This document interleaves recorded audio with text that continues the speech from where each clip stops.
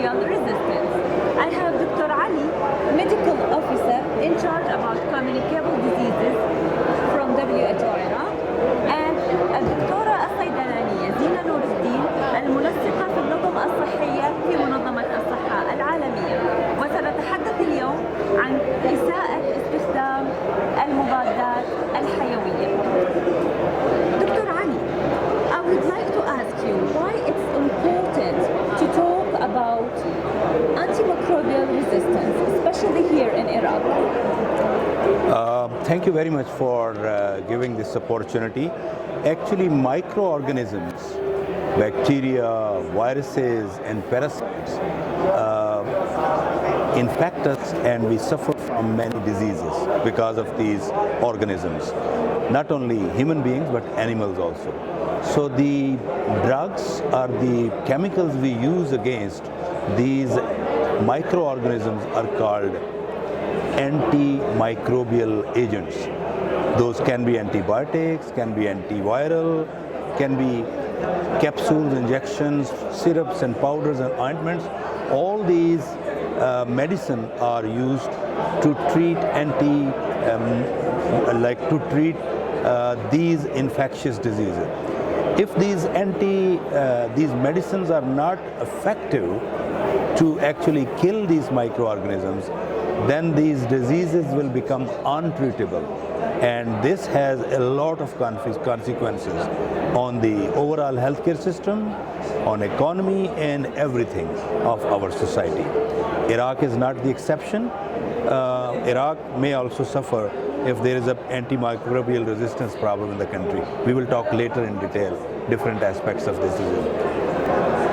سأوجه ذات السؤال الآن إلى الدكتورة الصيدلانية زينة وأسألها لماذا هو مهم أن نتحدث عن إساءة استخدام المضادات الحيوية في العراق؟ نعم، شكرا جزيلا أستاذة براء. حقيقة أن هذا الحدث اليوم بوجودنا في معرض بغداد الدولي للمشاركة في الهيلث اكسبو أعطى لنا فرصة للحديث عن هذا الموضوع الهام، وهو إساءة استخدام الأدوية المضادة للمضادات الحيوية، حيث أن بدءا ممكن أن أشرح لك عن قدرة أو ما هو معنى الميكروبات المضادة أو الميكروبات المقاومة للمضادات الحيوية. إن الميكروبات المقاومة للمضادات الحيوية هي كائنات حية مثل البكتيريا والفيروسات وبعض الطفيليات، لها القابلية على إيقاف عمل المضادات الحيوية، وبالتالي جعلها غير فعالة لعلاج مختلف الأمراض، وكنتيجة لذلك تجعل أنه العلاج الموجود غير فعال ويؤدي إلى انتشار أمراض خطيرة جدا. نعم، شكرا. شكرا دكتورة زينة. دكتور علي, I would like to ask you also, what are the main challenges in tackling antimicrobial resistance in Iraq? There are many, but few I will actually mention here. The most important challenge is that we don't know the actual situation of antimicrobial resistance in the country because our surveillance system is very weak and our legislative and regulatory measures are not in place properly.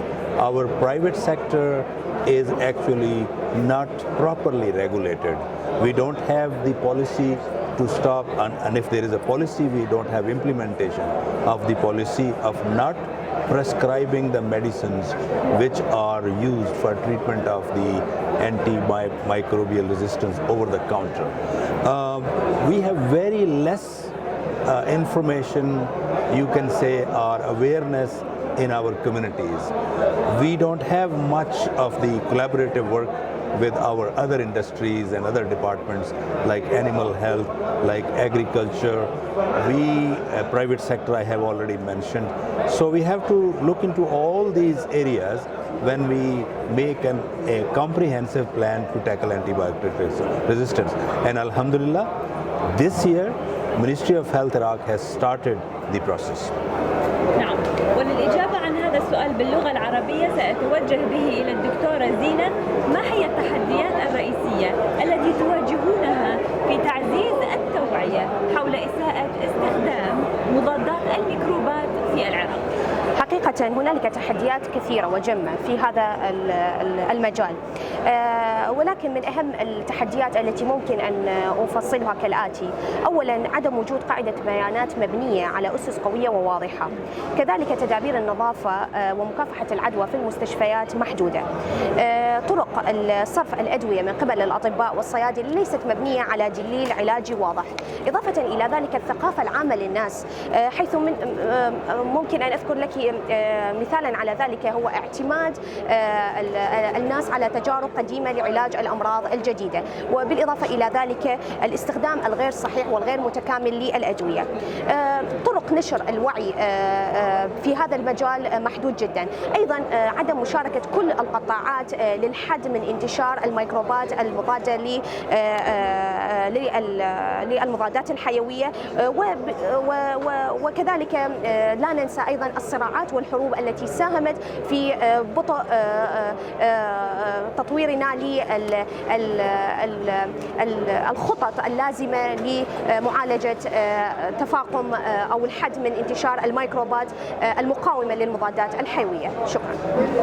دكتور علي, what is the level of spread of antibiotic resistance in Iraq? Also, what can we do in the future if the situation persists as such?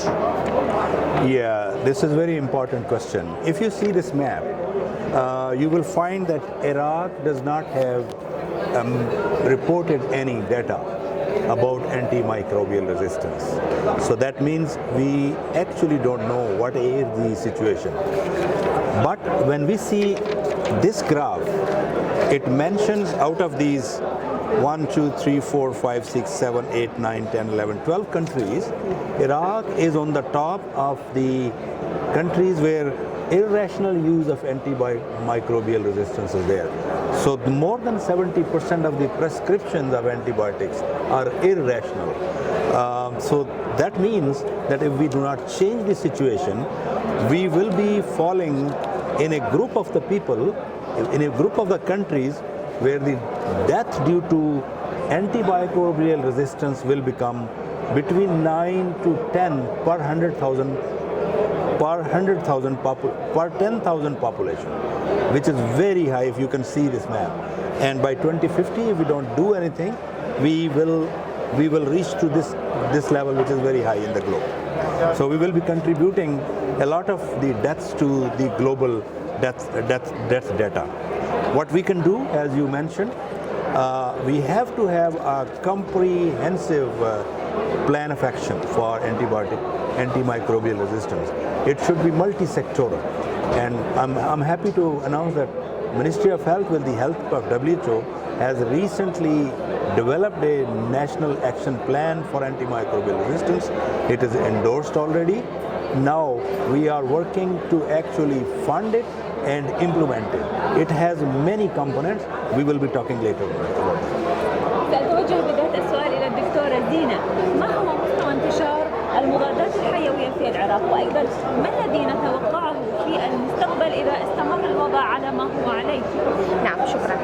حقيقة إذا تنظرون إلى هذه الخريطة فستجدون أن العراق ليس موجود ضمن هذه الخريطة، حيث أن هذه الخريطة هي عائدة أو معتمدة على البيانات التي جمعتها منظمة الصحة العالمية ضمن نظام المراقبة لديها. ولكن المعلومات المتوفرة لدينا في الوقت الحاضر هو أن اعتمادا على هذا المخطط وحسب البلدان المشاركة، فإن العراق تقريبا الاستخدام الغير رشيد للمضادات الحيوية هو حوالي 70% من المرضى الذين يتلقون المضادات الحيوية في العراق، وهذه نسبة كبيرة جدا. وإذا لم يتم علاج هذا الموضوع ولم يتم اتخاذ التدابير اللازمة لمعالجة هذه المشكلة، فسيؤدي ذلك إلى أن يتسبب سنويا ما لا يقل عن 700,000 وفاة سنويا بالعالم، ومنها 230,000 وفاة قد تنجم فقط عن السل المقاوم للأدوية المتعددة، وممكن أن يتفاقم أو يرتفع إلى 10 ملايين وفاة بالعالم بحلول عام 2050. شكرا.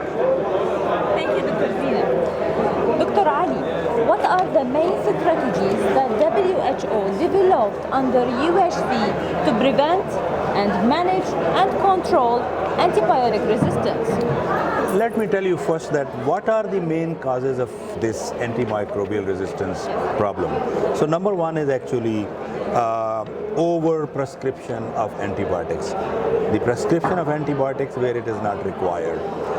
And also the underuse of the patients. Patients are not taking medicine according to the prescriptions. Third reason is actually unnecessary antibiotic use. Where the antibiotics should not be used, they start being used. Fourth reason is basically poor infection prevention control measures within the hospitals.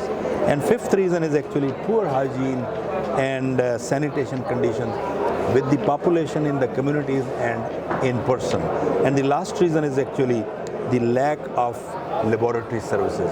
Before prescribing any antibiotic, we should have the test of the laboratory so that we are not prescribing wrong antibiotics.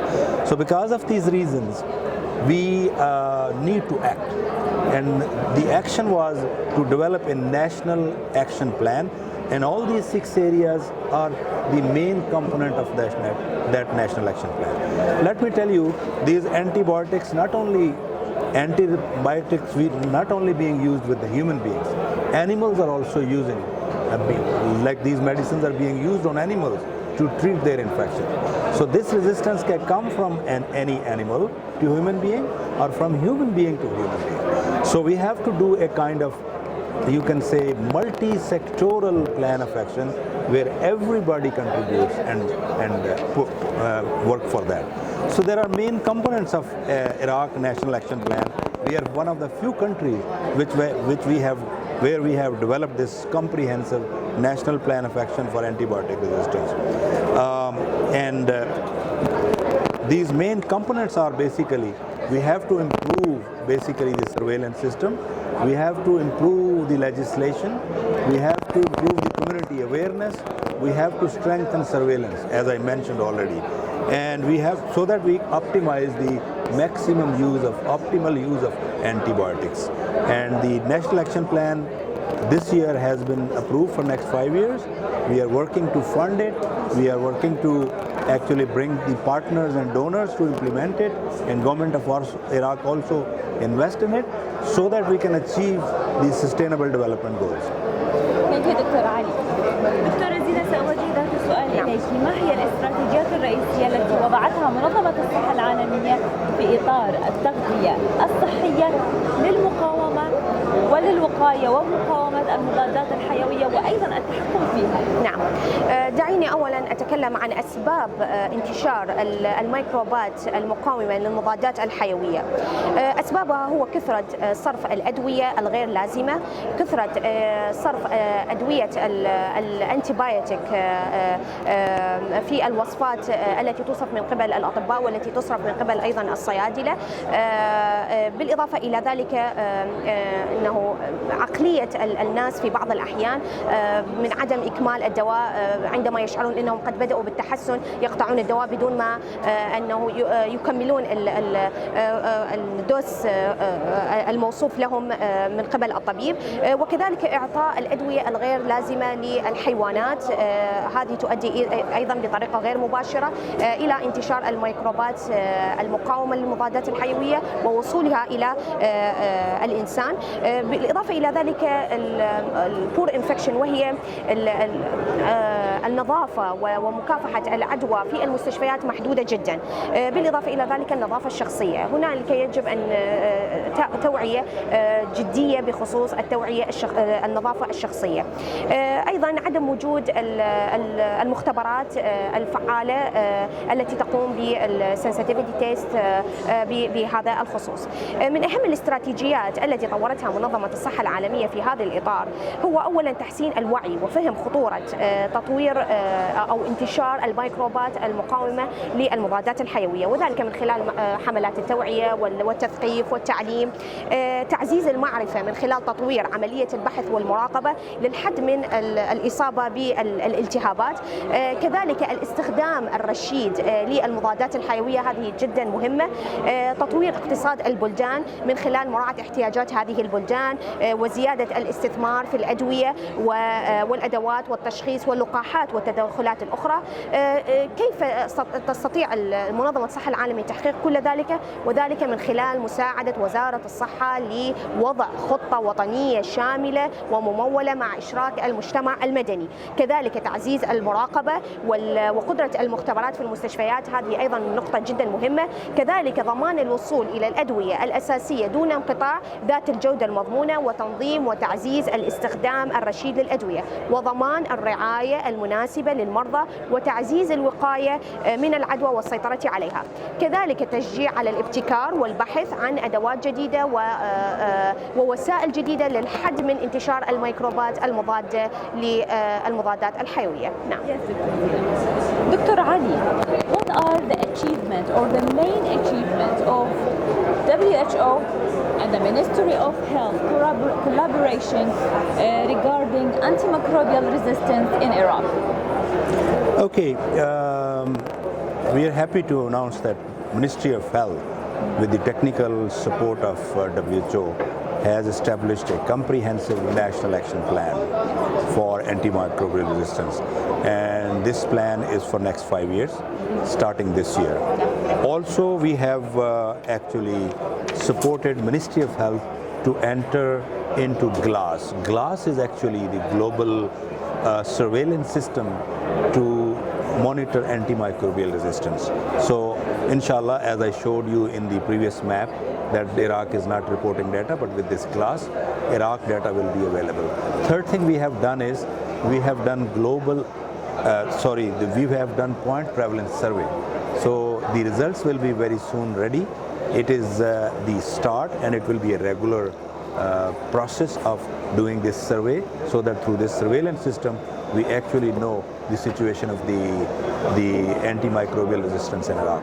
Also, we are supporting Ministry of Health to actually increase the community awareness. So it's a World Annual Awareness Week we are celebrating or commemorating every year, where in whole week we plan and implement activities of the awareness. We have established the collaboration with Ministry of Agriculture and Ministry of Livestock, and I hope with this collaboration we will achieve a lot of the results. دكتورة زينب, ما هي الإنجازات الرئيسية لتعاون منظمة الصحة العالمية مع وزارة الصحة العراقية فيما يتعلق بمكافحة إساءة استخدام المضادات الحيوية؟ نعم، إن من أهم الإنجازات بالتعاون مع وزارة الصحة هو وضع خطة وطنية شاملة لمكافحة الميكروبات المقاومة للمضادات الحيوية. كما يسرنا أن نعلن عن أن العراق قد بدأ في إدخال البيانات ضمن نظام المراقبة الدولية التي وضعت من قبل الصحة العالمية، وهي GLASS. GLASS هو نظام عالمي لمراقبة مقاومة مضادات الميكروبات. الهدف من ذلك هو دعم المراقبة والبحوث العالمية من أجل تعزيز قاعدة الأدلة على المقاومة والمساعدة في اتخاذ القرارات وتفعيل الإجراءات الوطنية والإقليمية والعالمية. بالإضافة إلى ذلك، فإن منظمة الصحة العالمية ومن خلال اليوم العالمي لمقاومة الميكروبات تزيد من وعي الناس والتثقيف ومشاركة البلدان في مثل هذا الحدث الكبير. شكرا. شكرا دكتورة زينب. دكتور علي, what are the main key messages that WHO and the Interagency Coordination Group advertised on April 2019? The clear message is that act now. Delay in action against antimicrobial resistance will affect the targets of Sustainable Development Goal. If you see the targets of Sustainable Development Goal, you can see that poster, there will be at least 6 Sustainable Development Goals which may not be achieved if antimicrobial resistance issue is not addressed. For example, Sustainable Development Goal, because of the manifold increased cost of the treatment of the diseases, it will contribute to hunger and poverty. Then Sustainable Development Goal 2 is basically, because of the antibiotic resistance, the bacteria will affect our food security and for the growing population. And Sustainable Development Goal 3 is actually health for all, and with proper antibiotics, only we can have the efficient health systems. Then there is a Sustainable Development Goal 6, which is actually clean drinking water. The residue of these antibiotics and bacteria can contaminate that water. Then there is a Sustainable Development Goal 8, which is basically to actually increase the economic status of the people, but because of the cost of antibiotics, it will negatively affect. Then is the Sustainable Development Goal 12, which is conservation of antimicrobial resistance to contain AMR. I mean, we have to do to balance the access and equity and innovation issues. We have to do research. And Sustainable Development Goal 17 is that we have to involve the stakeholders in partnerships. This is the right place where we can use partnerships and stakeholders and achieve results. So these are the main messages of actually this forum. Yes, thank you. Thank you so much دكتور علي أكبر. سأتوجه بداية السؤال إلى الدكتورة زينة. ما هي أهم الرسائل التي صدرت عن فريق التنسيق المشترك بين الوكالات والمعني بمقاومة مضادات الميكروبات والتي قامت منظمة الصحة العالمية بإرسالها إلى الدول الأعضاء في أبريل من العام 2019؟ نعم، ليس أمام العالم متسع من الوقت للانتظار، فإذا لم يعجل في اتخاذ الإجراءات اللازمة بخصوص مقاومة الميكروبات المضادة للمضادات الحيوية فإنها ستؤدي بآثار مفجعة خلال جيل واحد. سيتسبب سنويا بما يقل عن 700 ألف وفاة بالعالم، منها 230 ألف وفاة فقط تنجم عن السل المقاوم للأدوية المتعددة، كما أن هذا سيرتفع سنويا ليصل إلى 10 ملايين وفاة بالعالم بحلول عام 2050 عفوا. بالإضافة إلى ذلك فإنه سيؤدي إلى ضرر كبير بالاقتصاد الناجم عن مقاومة مضادات الميكروبات الخارجة عن السيطرة، حيث أن تحت التغطية الشاملة الصحية الشاملة وكما هو موجود في ورائنا هنالك 6 أهداف يجب على منظمة الصحة العالمية العمل عليها لغرض تقليل من أضرارها الناجمة. أولا هو مقاومة الفقر، لأنه انتشار الميكروبات المضادة للمضادات الحيوية تضيف أعباء جديدة على كاهل الفقراء في إيجاد العلاج المناسب والفعال وبسعر مناسب لغرض علاج الأمراض. كذلك عدم علاج الأمراض المتفشية في الحيوانات تؤدي إلى انتشار هذه الأمراض في الإنسان ووصولها إليهم بطريقة غير مباشرة. كذلك أن الميكروبات أو التوعية ضد الميكروبات المضادة للمضادات الحيوية هي من الأساسيات النظام الصحية. كذلك أن السيطرة على الصرف الصحيح والرشيد للأنتيبيوتكس لهذه الأدوية ستؤدي إلى القلة من الحاجة إلى اختراع أو الذهاب إلى إيجاد طرق جديدة وبديلة لعلاج هذه الميكروبات، وبالتالي ستؤثر جديا على اقتصاد البلد في الحصول على هذه الأدوية وغيرها من الأمور التي هي أساسية وجدا مهمة لمنظمة الصحة العالمية من أجل تحقيقها والوصول إليها. كذلك أنه لزيادة الوصول إلى الأدوية الفعالة والمضمونة ذات الجودة الجيدة بأسعار جيدة ومناسبة مع كل الطبقات والفئات الموجودة في العراق. شكرا جزيلا. شكرا جزيلا دكتورة زينة. At the end of our interview, allow me to thank my 2 guests, Dr. Ali Akbar and Dr. Zina Nuruddin, and thank you for watching.